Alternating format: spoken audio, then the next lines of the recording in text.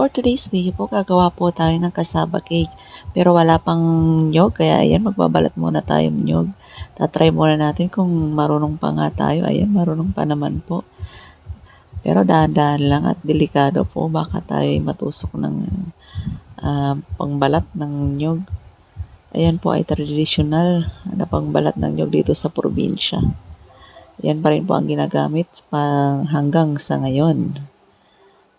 Ayan, successful naman po nakapagbalat ng isang nyog. Tuwang-tuwa naman siya at nakapagbalat ng isang nyog. Successful naman. Ayan, magkakayod naman tayo ngayon. Mano-manong pagkakayod ng nyog. And fast forward natin para magmukha namang mabilis magkayod. Ang hindi na sanay magkayod ng nyog. Mukhang hingal na hingal ka na girl dyan. Sige lang, tiyaga lang para makakain ng ating merienda. Bilis-bilisan mo na raw at gutom na ang iyong mga alagad. Naghihintay lang dyan at pagod na daw silang mag-cellphone sa kaka-games at manood ng TV dyan. Mukha naman siya nag-i-enjoy sa kanyang ginagawa. Yan na po ang kinayod na kamuting kahoy.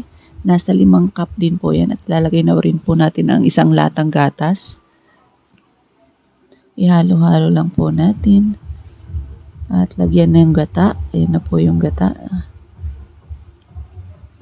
Halo-halo po ulit.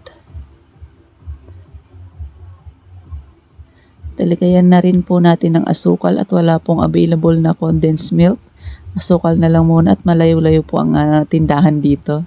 Ayan na rin po ang kinadkad na cheese. Ihalo na rin po natin dyan. I-mix natin dyan mabuti at mag-combine po lahat ng ingredients. Yan lang po ang sangkap ng ating cassava cake. Kailangan haluin lang ng mabuti at magsama-sama po sila. Hindi na po ako gumamit ng mga measuring cup po dyan. Tsansahan na lang. Ayan na po, isasalin na po natin sa ating molds. Para maluto na rin po natin. Na-preheat ko na rin po ang oven dyan. Ayan po, ilalagay na po natin. Sinet ko muna siya for 30 minutes.